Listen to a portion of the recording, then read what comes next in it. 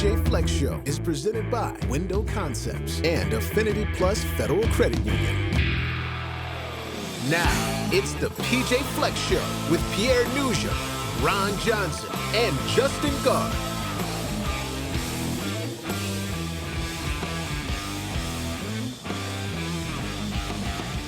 And welcome into another edition of the pj-fleck-show here at the University of Minnesota. With us, as always, the head coach of Gopher-football, PJ Fleck, alongside Gopher Hall of Famer Ron Johnson and KFAN's Justin Gard.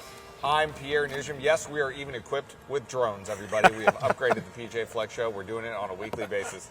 Coach, we are back for another week. The Gophers have won 2 straight games now, the latest victory coming against Michigan State. And PJ, when you look at the film from Michigan State, you guys got off to a little bit of a slow start in that game, but you were able to find your footing. What stood out to you against the game when you're looking at the game against Michigan State? Well, that was nice of you. A little bit of a slow start. Yeah, a little bit of a slow start. You had a couple of setbacks, but you know what? Like I said, you found your way. That was very Minnesota nice, man. I appreciate His that. halftime interview, by the way, was great. I asked him about the offense clicking. He said, haven't clicked. Can't click. There is no click. There's no click. I've been living here way too long. I'm getting soft. You're too nice. Yeah, I'm getting soft now. No, but to answer your question, we had 5 empty possessions. Our first 5 completely empty. 2 turnovers, a missed field goal, a hold that brought a great play back, a knee down, just really sloppy football. And when you're going to get to November football, you've got to eliminate all that. All that has to disappear, the sloppy piece of that. We played really good football at times. We just still haven't been able to put it all together yet. And that's what we talked about last week, is really getting this team to believe they can do that week in, week out for 4 quarters, offense, defense, and special teams. And that's been our challenge so far. But I thought they responded really well to it, and our defense did a tremendous job keeping them out of the end zone. And when you look at this offensive line, I mean, they're not getting as much credit as they should be. Darius Taylor, no matter who's at running back, now Jordan Newman, offensive Big Ten Player of the Week. What is it about that room? I saw Darius Taylor tweet, like, hey, the show must go on. You know, there's no weak links in this room, the standard. Yeah. What is it about that room right now that is like really every time somebody steps up, they're going to have a big game if it's their day? Well, I think that, we've been here long enough to say, okay, this is our identity, this is who we are. And I think when people come here, they know that we're going to run the football. You can attract a lot of running backs to come here. We're going to have to continue to do a really good job in recruiting. I mean, the 3 tailbacks, our older tailbacks that should be playing right now are playing at different schools right now. And this is really kind of a youth movement, but they're showing what they're capable of doing. The offensive line doesn't need a lot of credit from the outside, I promise. They get enough credit inside. I mean, our running backs do a great job of sharing all that attention and positivity and praise.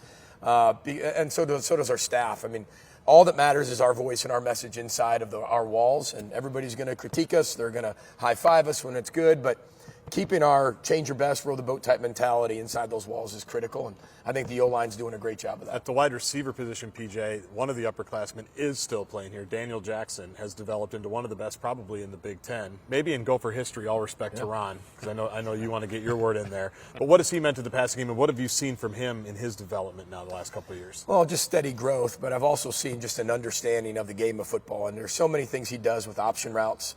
You better understand defenses you're going to run option routes, because he's got a lot of choices in what he does and how he breaks, and he's got to be in sync with Ethan with that too.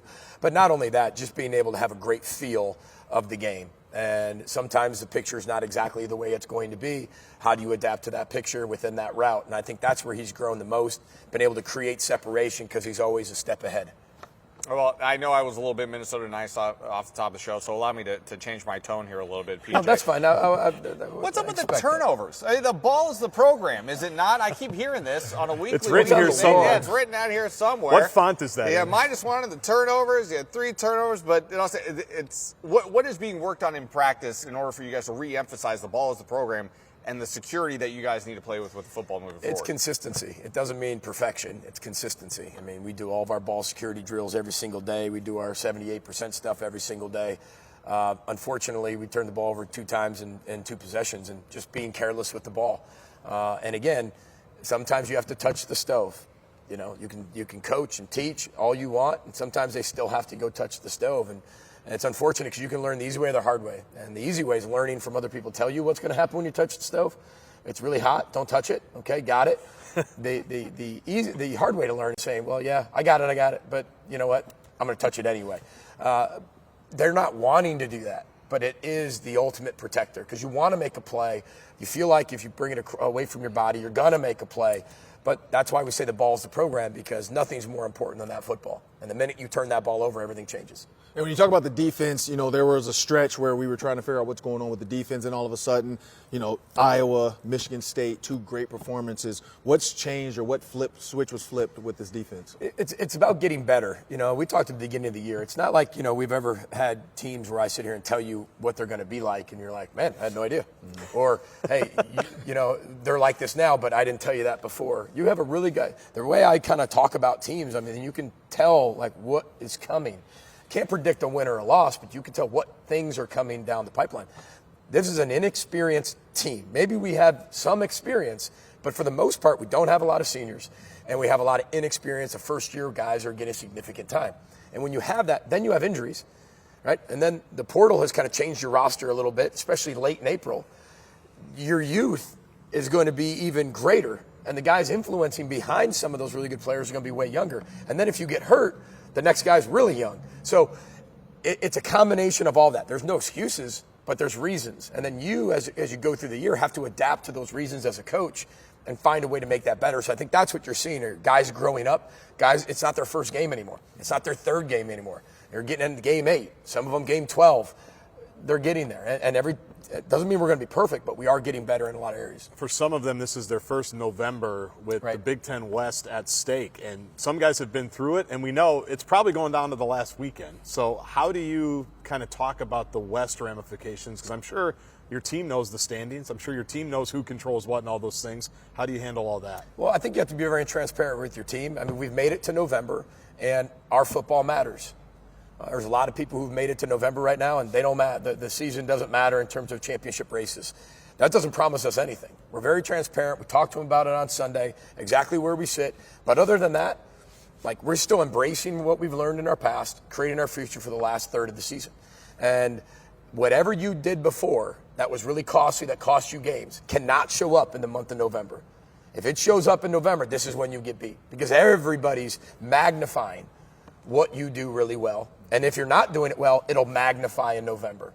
So adding that little piece of pressure is really good, because I want it coming from us. I don't want it coming from the outside. And then we've got a one-game championship season against Illinois, which is the only thing that matters. And if you have to take it that way, and they're a really good football team. We haven't had a lot of success with them in the past. We got to be able to change that this week. Yeah, and we'll talk more about Illinois a little later in the show. But first, PJ, I want to go back to the run game really quick. You're a run-first team. Your opponent knows you're a run-first team, and this is some of the things I think maybe some fans maybe take for granted, some of us in the media take for granted. How do you still remain effective in the run game when you know that your opponent knows you're a run-first team, and what are the challenges in still being effective even though they know what's coming? Well, one comes down to being a really tough and disciplined team, being zoned into all your assignments and fundamentals and techniques. Your attitude, there's a relentless mindset and a toughness to run the football. So I think our guys have that. But, I was saying this on my radio show today, is that a lot of people, even my own parents, would say, gosh, all you do is run the ball in the middle. How can they not stop running the ball in the middle? You run the same play over and over. Or, hey, you just ran it outside. There's 100 different ways to run inside zone. And one tweak to the way you do inside zone changes the fits for the entire defense. How you change one thing on outside zone, 100 ways to run outside zone. But how you change one thing creates a completely different challenge on defense. And then you throw in the pass game, which then complements the run game, because if this guy fits, then we're going to throw that behind him with the RPO stuff. Not only that, the drop back game, the naked game, the sprint out game, the waggle game. It all comes together. And that's why we spend 80 hours a week in the office of making it all fit. But it looks simple. But it's harder to stop than I think most people give it credit for. I'm not saying we're reinventing the wheel, but I want our guys to be really confident on game day, play really fast, and do everything we can not to beat ourselves first. Let's be really good at what we do first. And if you're really good at what you do, and you're better at that than your opponent's better at what they do, then you got the best chance to win. And you talked about being a balanced offense. We know the run game's coming, but you have to be able to pass in order to keep teams out of the box. When you look at Ethan Caligmanis, and we've seen some great throws from him, and then like you said, there's been throws where he knows it. I want to get this back. How do you keep him consistent on those big throws? Well, the awareness is key. if he'd come back on Sunday and be like, guys, I don't understand what you're talking about. Like, that was a great throw. I mean, you'd be sitting there going, well, this is an apple. No, that's an orange. No, this is an apple. This is a Granny Smith apple. Nope, that's an orange. If we were like that, that would worry me. He is so in tune, and he's becoming such a better situational quarterback, understanding the moment, understanding body position, understanding placement of throws. Catch radiuses, throwing it away from the defenders, even if a wideout doesn't create the space. So he's getting better. I see the huge progress. To outside world, it's probably like that much per week. To me, it's leaps and bounds to where he started the year. But that's what you want to be able to see from your quarterback is just growth every week. Well, we have plenty more to come here on the PJ Fleck Show. When we come back, we'll be joined by defensive lineman Jalen Logan-Redding. He sits down with us. We'll talk a little Illinois football, all that and more coming up on the other side of the break. Let's row the boat. You're watching the PJ Fleck Show. Welcome back into the PJ Fleck Show, everybody. Joined now by a member of the defensive line, Jalen Logan-Redding, with us now. And Jalen, first and foremost, thanks for taking the time. We appreciate you taking the time for us, I should say. Yeah, thank you for having me. We talked earlier in the show about how this defense the last couple of weeks, you guys have really been on point in the games that you have played. From your perspective, has anything changed over the last couple of weeks that you've noticed that stands out to you with the way you guys have played? By the way that we played is mainly just our intentions. I mean, of course, throughout the season, when we come into the season, we talk about what we have to do. But, of course, when you play the game, you learn a lot and you get the results that you need to see in order to continue to grow. And, of course, we talk about failing is growth and failure is quit. So, I mean, we just made the decision to draw a line in the sand and to continue to keep going. I always get deja vu when I talk to defensive linemen because I interviewed your coach in here a lot, Winston, Coach Debo. Yeah. So I'm old, I'm gray. He's still young, but he's back. Yeah. What's it been like in his first year teaching your group? Kyler Baugh told me that he feels like he learned an entire new way to play defensive line when Coach Debo came back. Is that accurate? Yeah, I mean, Coach Debo is just awesome. To me, it feels like I'm seeing another reflection of myself when I'm in the meeting room. I mean, he gives you the honest truth, and he keeps it real. Not only that, he's really for the culture, which is what you want for a defensive line coach. So not only that, it's what you said with KB. I mean, it's really, he's showing you a new way to play defensive line and the right way to rush the passer and to play your technique. I mean, of course, I'm playing defensive end, but he's showing me the way to play three, which is something that I never really thought about when I came into the season. And he's really showing me the different opportunities that I have for myself as a player. PJ, you've had Jalen for a number of years now. How have you seen him grow and develop both on and off the field? And how key is he to this defense? Gosh, I remember him on his official visit. He was taking these he had his notebook, and he's taking these detailed notes everywhere he went.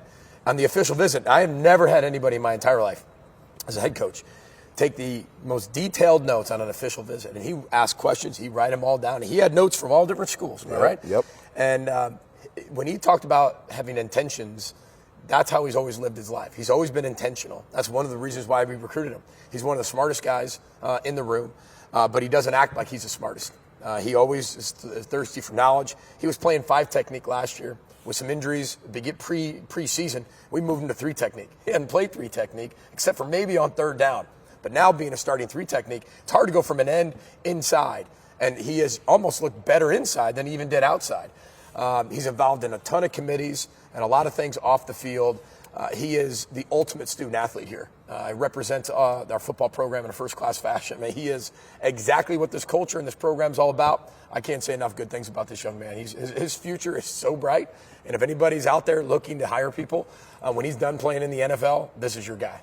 Man, what's it like hearing all that? Oh, man, that's pretty good. Yeah, that's pretty He's good. heard that before. That's pretty good. So what were you writing down? What are the notes? What were you taking a look at? What were you comparing? Yeah, because, I mean, during the time of my recruiting, I mean, a lot of things were great. And, of course, when he came to my school, he was the only head coach to come to my high school, that was already the thing that stood out, which my mom asked me what did I want to do.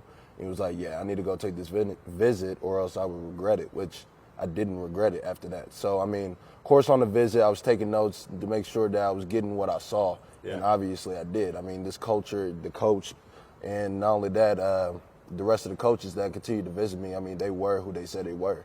And obviously when Mom asked me the question what I wanted to do on the visit, I was like, yeah, I got to commit. Jaylen, if I'm not mistaken, your dad played football as well. Yep. Is that correct? Yep. And your sister ran college track. Yep. So who is the best athlete in the Logan-Redding family? Who would you pick? He loves the controversy. We always do. put the families up. Tyler's got to compare himself to his Quinn dad, Carroll's his brother, Quinn Carroll. we've It's done the whole unbelievable. thing, You yeah. pit families against each Not other. against I don't each understand other, this. just with each other, strive for strive. There's always got to be some friendly competition. Yeah, I mean, competition's healthy. So, I mean, the thing, we talk about all the time, competing with each other, not against each other. But I like to be humble, but at the same time, my dad's talked about it all the time. I mean, I've made tremendous strides in my growth as a collegiate athlete, so I believe that I am the best one in my family. And we've got your sister on the phone. We're going to get I her was about opinion to say, now. you're not running stride for stride with your sister, though, I bet you, probably these days. Nah, I think she would be faster. Gotcha. No, fair enough. Yeah, fair enough. Jaylen, when you look at Illinois this week, it's the next opponent. It's the next big game. What stands out to you when you study Illinois on tape?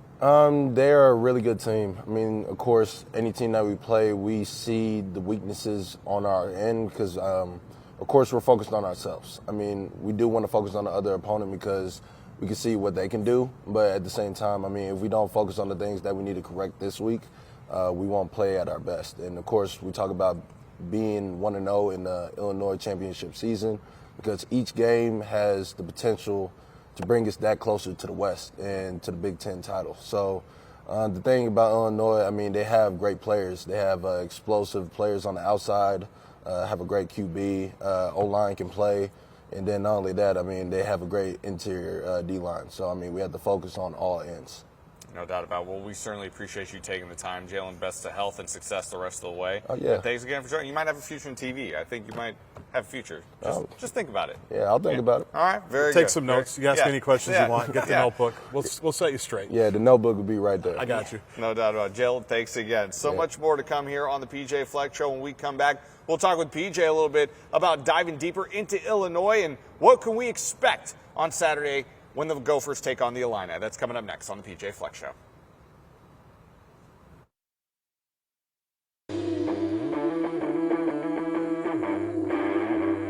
Welcome back to the PJ Fleck Show. Let's row the boat.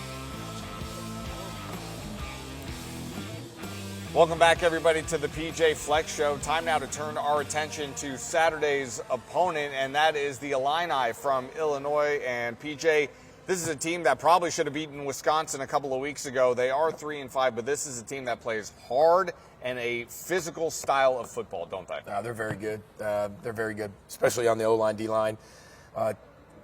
Typical Brett Bielema team, very physical, dominate both lines of the, sides of the line of scrimmage, and that's what they want to do. You can see that. On the offensive side, everything runs through the quarterback, number 9. He's a dual threat kid, transfer from Ole Miss. He can throw it, he can run it.